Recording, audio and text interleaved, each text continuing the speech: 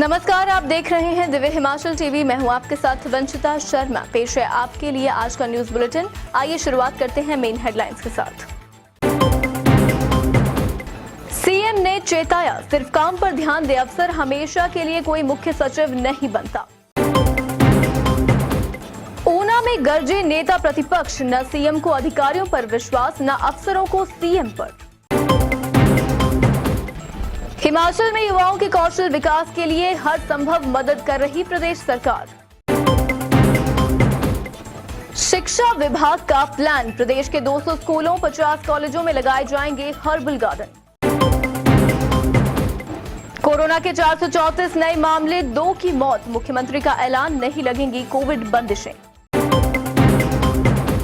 श्रीखंड यात्रा से लौट रही श्रद्धालुओं की कार पर गिरा पत्थर, 1 की मौत, 3 जख्मी। बारिश के चलते बढ़ा नदी नालों का जलस्तर, नदी किनारे जाने और फोटोग्राफी पर रोक। शातिरों ने बागीचे में झाड़ दी सेब की फसल, बागवानों को लाखों रुपए का नुकसान। और अब समाचार विस्तार से। नए मुख्य सचिव की नियुक्ति पर मचे घमासान के बीच सीएम जयराम ठाकुर ने कड़ा रुख अपनाया है। उन्होंने अधिकारियों को चेतावनी देते हुए कहा है कि अफसर अपना काम करें, राजनीति नहीं। यूपी और उत्तराखंड का उदाहरण देते हुए सीएम ने कहा कि जो ड्यूटी उन्हें दी जाती है वे उसे ईमानदारी से निभाएं। ब्यूरोक्रेसी के बॉस को बदलने के बाद मुख्यमंत्री जयराम ठाकुर ने अफसरों को चेतावनी दी है कि वे अलर्ट रहकर काम करें और जो जिम्मेदारी दी जाए उसी पर ध्यान दें। जो अफसर अनावश्यक रूप से सरकार बदलने की चर्चाओं और अटकलों में फंसे हैं, वे उत्तराखंड और यूपी में अपने सहयोगियों का हाल देख लें। यही हश्र यहाँ न हो, इसके लिए राज्य सरकार की ओर से दी गई जिम्मेदारी को पूरा करने की जरूरत है। शुक्रवार को पीटर हॉफ में दिव्य हिमाचल के साथ विशेष बातचीत में जयराम ठाकुर ने कहा कि यूपी और उत्तराखंड वाला सरप्राइज हिमाचल में भी मिल सकता है। अफसरों ने अपना काम करना है, राजनीति नहीं। इसलिए ऑफिशियल काम रफ्तार से होना चाहिए। जो ड्यूटी दी जाए उसे डिलीवर करें।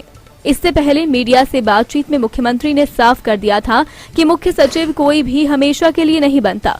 जयराम ठाकुर ने कहा कि अफसरों में एक सामान्य मानसिकता है कि जब चुनाव नजदीक होते हैं तो काम करने का तौर तरीका बदल जाता है। इसे ठीक करने की जरूरत है। प्रदेश में नए मुख्य सचिव की नियुक्ति को लेकर कांग्रेस भाजपा सरकार पर हमलावर हो गई है। ऐसे में नेता प्रतिपक्ष ने मुख्यमंत्री के खिलाफ मोर्चा खोलते हुए उन पर आरोप लगाया है कि सीएम की प्रशासनिक अधिकारियों पर कोई पकड़ नहीं है। इससे प्रदेश में अराजकता का माहौल पैदा हो गया है। आज हिमाचल प्रदेश में प्रशासनिक अराजकता का माहौल कायम हो चुका है। ये बात ऊना में पत्रकार वार्ता के दौरान नेता प्रतिपक्ष मुकेश अग्निहोत्री ने कही। उन्होंने कहा कि 4.5 वर्ष के कार्यकाल में हिमाचल प्रदेश को 7वां प्रशासनिक प्रमुख मिला है। मुख्यमंत्री जयराम ठाकुर अनिर्णय की स्थिति में हैं। न तो मुख्यमंत्री को प्रशासनिक अधिकारियों पर विश्वास है, न ही प्रशासनिक अधिकारियों को मुख्यमंत्री के नेतृत्व पर विश्वास है। उन्होंने कहा कि छोटे से कार्यकाल में छठे मुख्य सचिव का पद से हटाया जाना कई प्रकार के सवाल खड़े कर रहा है। उन्होंने कहा कि मुख्य सचिव ने अपने पद से इस्तीफा नहीं दिया, बल्कि उन्हें हटाया गया है। मुख्यमंत्री जयराम ठाकुर को स्पष्ट करना चाहिए कि किन कारणों के चलते मुख्य सचिव को पद से हटाया गया। उन्होंने कहा कि अब प्रदेश में ऐसे अधिकारियों की संख्या अधिक हो गई है जिन्हें उनकी सीनियरिटी के चलते अब एडवाइजर के पद पर रखा गया है, जो कि सीधे मुख्यमंत्री को रिपोर्ट कर रहे हैं। बड़े बड़े अधिकारी प्रदेश को छोड़कर आगे पीछे जाने की होड़ में लगे हुए हैं। मुख्य सचिव को जिस प्रकार से हटाया गया है, उससे उन सभी अधिकारियों को भी सबक लेना चाहिए जो कि अपनी लक्ष्मण रेखा लांघकर भाजपा के एजेंट के रूप में काम कर रहे हैं। टीएमटी प्लस वाटर टैंक की दीवारें मोटी परत की होने के कारण मजबूत होती हैं, जिसकी वजह से एक्सट्रीम सर्दी या गर्मी में भी वाटर टैंक को कोई नुकसान नहीं पहुंचता। प्रदेश सरकार युवाओं के कौशल के विकास के लिए दृढ़ संकल्प है। सरकार की योजनाओं के तहत प्रदेश के 16,000 युवाओं को प्रशिक्षण दिया जा रहा है। विश्व युवा कौशल दिवस के अवसर पर आयोजित कार्यक्रम के दौरान ये बात मुख्यमंत्री जयराम ठाकुर ने कही। पेश है ये रिपोर्ट। प्रदेश सरकार युवाओं के कौशल विकास के लिए कार्य कर रही है ताकि उन्हें विभिन्न क्षेत्रों में रोजगार के अवसर मिल सकें। ये बात मुख्यमंत्री जयराम ठाकुर ने विश्व युवा कौशल दिवस के अवसर पर कही।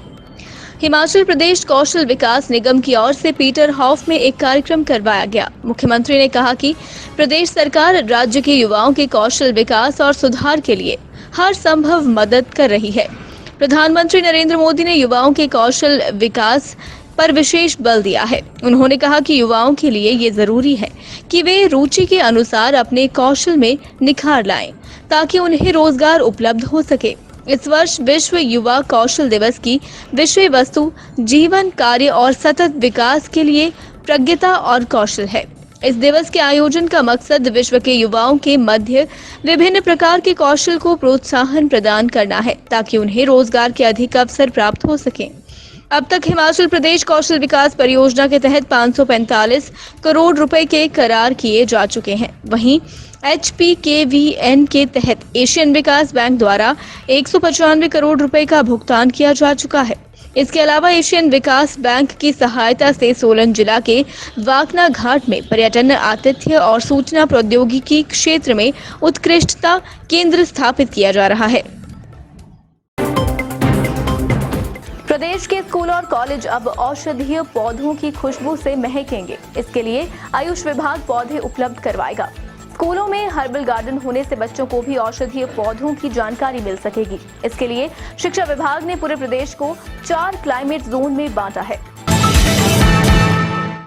शिक्षा विभाग ने प्रदेश के 200 स्कूल और 50 कॉलेज में हर्बल गार्डन लगाने का फैसला किया है। इसके लिए पूरे प्रदेश को 4 क्लाइमेट जोन में बांटा गया है, जिसमें ये देखा जाएगा कि किस मौसम में कौन से पौधे लगाए जा सकते हैं।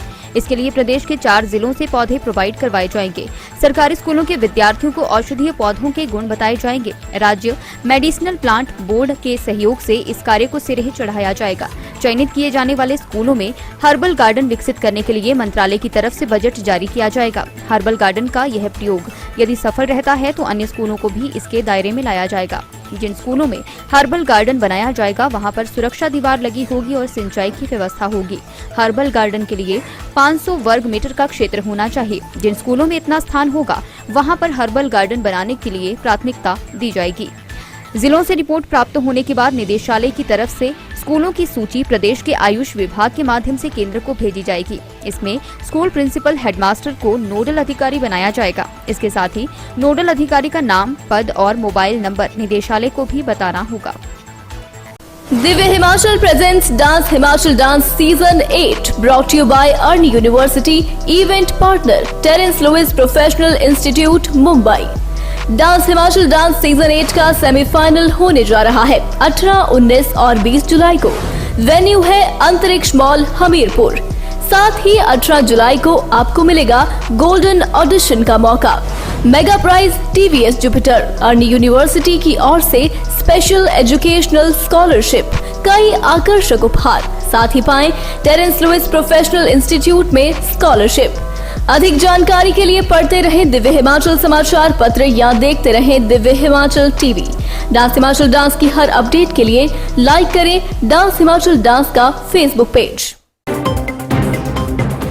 कोविड संक्रमण अभी थमा नहीं है, ऐसे में लोगों को ढील नहीं बरतनी चाहिए। स्वास्थ्य विभाग ने आम जनता से अपील की है कि कोविड नियमों को लेकर लापरवाही न बरतें और नियमों का पूरी तरह से पालन करें। वहीं सीएम ने कहा है कि फिलहाल प्रदेश में कोविड बंदिशें नहीं लगेंगी। पेश है ये रिपोर्ट। प्रदेश के अस्पतालों में कोविड के मामले कम हैं और सिम्टम्स भी कम है। मुख्यमंत्री जयराम ठाकुर शुक्रवार को पीटर हॉफ में आयोजित एक कार्यक्रम में पत्रकारों के साथ बातचीत में बोल रहे थे। उन्होंने कहा कि प्रदेश में अभी बंदिशें नहीं लगेगी। हालांकि आवश्यक तौर पर जो कदम उठाए जा सकते हैं उन पर फोकस करने के लिए सभी जिला उपायुक्तों को कहा गया है। हिमाचल प्रदेश में शुक्रवार को कोविड के कुल 434 मामले आए हैं, जबकि 2 कोरोना संक्रमित लोगों की मौत हुई है। वहीं 3221 सैंपलों की रिपोर्ट नेगेटिव पाई गई है। कोरोना संक्रमित सैंपल में चंबा जिला में 24 वर्षीय व्यक्ति, 55 वर्षीय व्यक्ति की मौत हुई है।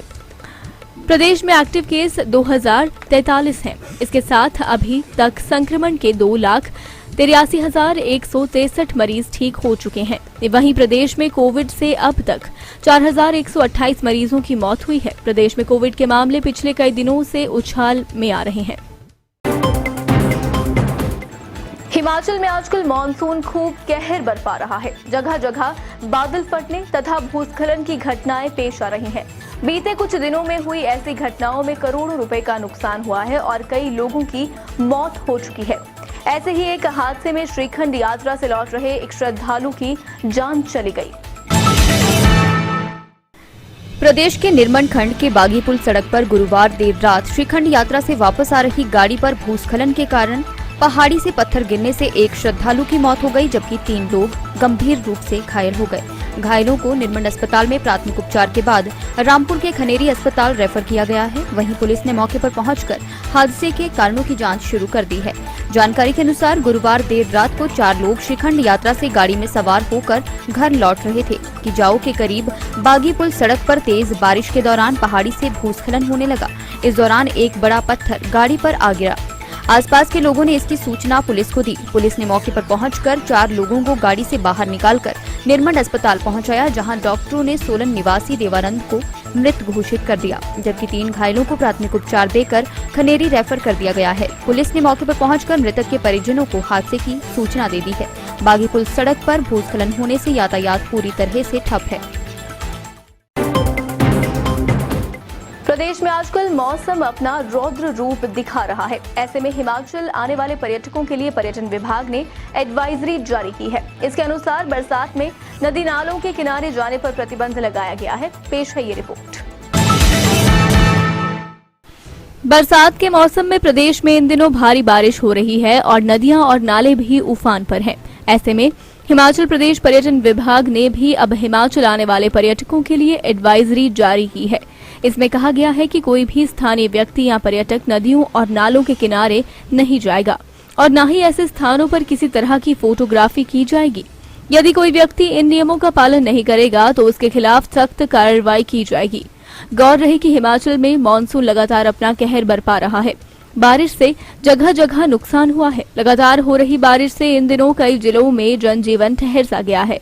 ऐसे में प्रशासन की ओर से ये एडवाइजरी जारी की गई है। इसी के चलते प्रशासन ने भी सैलानियों और आम लोगों को नदी नालों के साथ भूस्खलन से संवेदनशील इलाकों का रुख न करने की हिदायत दी है।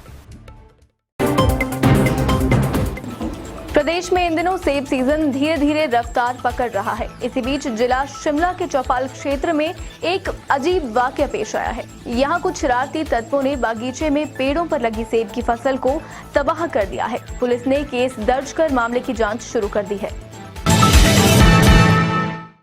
शिमला के चौपाल क्षेत्र की ग्राम पंचायत लिंगजार के चियूना गांव में सेब के बागीचे से फलों को नुकसान पहुंचाने का मामला सामने आया है।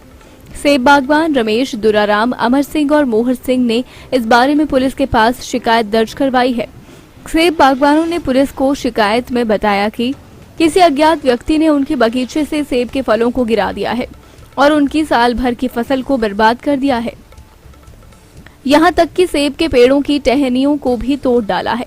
चारों पीड़ित एक ही गांव के रहने वाले हैं। शातिरों ने करीब 500 से अधिक सेब के पौधों को नुकसान पहुंचाया है। सेब के पौधों को नुकसान पहुंचाने से बागबानों को करीब 33 लाख रुपए का नुकसान हुआ है। उधर एसपी शिमला मोनिका भुटुंगरू का कहना है कि पुलिस ने पीड़ित सेब बागबानों की शिकायत के आधार पर केस दर्ज कर मामले की जांच शुरू कर दी है। चलते चलते में नजर डालेंगे आज की कुछ और मुख्य घटनाओं पर। ऊना के गोंदपुर बनेहड़ा में ट्रेन की चपेट में आने से महिला की मौत। अचानक ट्रैक पर आ जाने से हुआ हादसा। सरकाघाट के भामला खुड्डी नाला में स्कूटी समेत बहा युवक। दुकानदारों ने जान पर खेलकर बचाई जान। कोटरोपी में आपदा से निपटने को एनएच के दोनों तरफ होमगार्डों की तैनाती। विद्युत बोर्ड ने लगाई लाइट। गोविंद सागर में डूबे मंदिरों को निकालेगी L&T कंपनी। टेक्निकल एक्सपर्ट्स ने अधिकारियों के साथ किया जॉइंट विजिट। दर्शकों, आज के न्यूज बुलेटिन में बस इतना ही। अब आपसे अनुमति चाहूंगी। देखते रहें दिव्य हिमाचल टीवी।